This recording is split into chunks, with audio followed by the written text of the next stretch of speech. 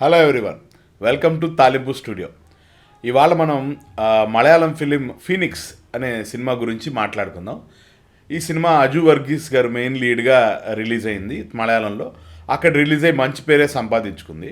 అయితే ఈ సినిమా కథ విషయానికి వస్తే, ఒక లాయరు తను చేసిన ఒక చిన్న మిస్టేక్ వల్ల అక్కడ తను ఉండే ఊర్లో ఉండే బార్ కౌన్సిల్లో అతనికి ఏదో ప్రాబ్లం వల్ల అతను అక్కడి నుంచి వేరే ప్లేస్కి షిఫ్ట్ అయ్యి ఒక కొత్త ఇల్లు కోసం వెతుక్కుంటూ ఉంటాడు అనమాట. అలాంటి క్రమంలో అతను చుట్టుపక్కల ఎవరూ లేకుండా సపరేట్గా ఉండాలి, పిల్లలు తను మాత్రమే ఉండాలి అనే ఉద్దేశంతో అతను సముద్రానికి బీచ్కి దగ్గరగా ఉండే ఒక పాత ఇల్లు లాంటి ఒక దాన్ని అతను సెలెక్ట్ చేసుకొని అక్కడ రెంట్కి దిగుతాడనమాట. రెంట్కి దిగిన తర్వాత ఆ ఇంట్లో అతని వైఫ్, అతనికి ఒక బ్లైండ్ కూతురు, ఇంకొక కూతురు, ఒక బాబు, వీళ్ళు ఉంటుంటారనమాట. వీళ్ళు మొత్తంగా అతని ఫ్యామిలీ. ఇతనికి ఒక ఫ్రెండ్.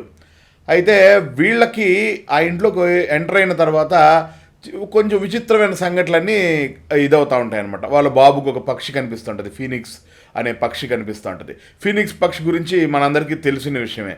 అదేంటంటే అది బతికినన్ని రోజులు తన ప్రియుడి కోసం, తన లవ్ కోసం అది అరిచి అరిచి అరిచి అరిచి చచ్చిపోతుంది అనమాట.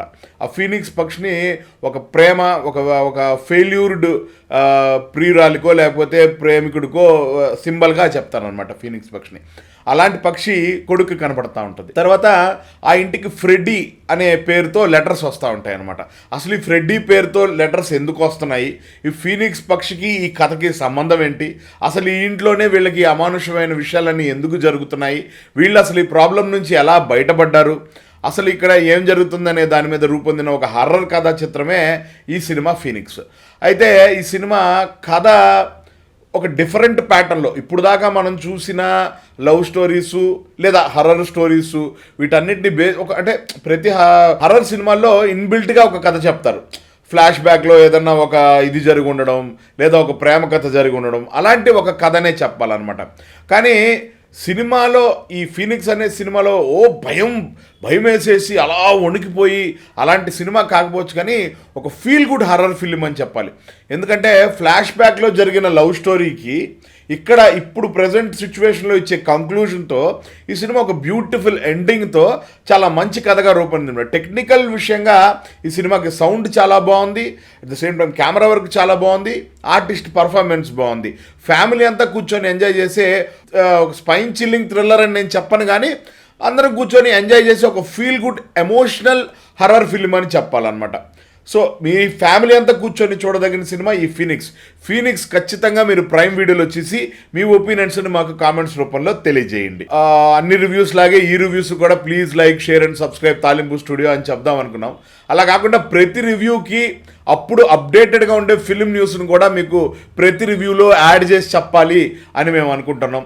అయితే లేటెస్ట్గా ఇప్పుడు నేను చెప్పే మీకు ఫ్రెష్ ఫిలిం న్యూస్ ఏంటంటే, మన విజయ్ దేవరకొండ గారి హీరోగా దిల్ రాజు గారి ప్రొడక్షన్లో ది ఫ్యామిలీ స్టార్ అనే ఫిలిం వస్తుంది. ఆ ఫిలిం నుంచి నందన అనే సాంగ్ వచ్చింది. గోపి సుందర్ గారి మ్యూజిక్లో మన సిద్ శ్రీరామ్ గారు పాడిన పాట. వీళ్ళ గీత గోవిందం లాగా ఒక సూపర్ హిట్ కాంబినేషన్తో వీళ్ళు వచ్చినట్టుగా అనిపించింది. సాంగ్ ఎక్స్ట్రాడినరీగా ఉన్నాయి, లిరిక్స్ చాలా బాగున్నాయి. జానీ మాస్టర్ కంపోజింగ్ అనమాట, డ్యాన్స్ కంపోజింగ్ కూడా చాలా బాగుంది అనిపించింది అనమాట. లిరికల్ వీడియోలోనే చాలా బాగా అనిపించింది. విజయ్ దేవరకొండ గారి లుక్ బాగుంది, మృణాల్ ఠాకూర్ గారి ప్రెజెన్స్ బాగుంది, క్వాలిటీ చాలా బాగుంది. ఈ సాంగ్ మీరందరూ విని ఈ సాంగ్ మీద కూడా మీ ఒపీనియన్ మా కామెంట్స్ రూపంలో తెలియజేయండి. మరిన్ని విషయాలు, మరిన్ని రివ్యూస్లో మీకు సినిమా విషయాలు జోడించి మీకు రివ్యూస్తో మేము ముందుకు రాబోతున్నాం. సైనింగ్ ఆఫ్ కళా సందీప్, తాలింపు studio. Please like, share and subscribe.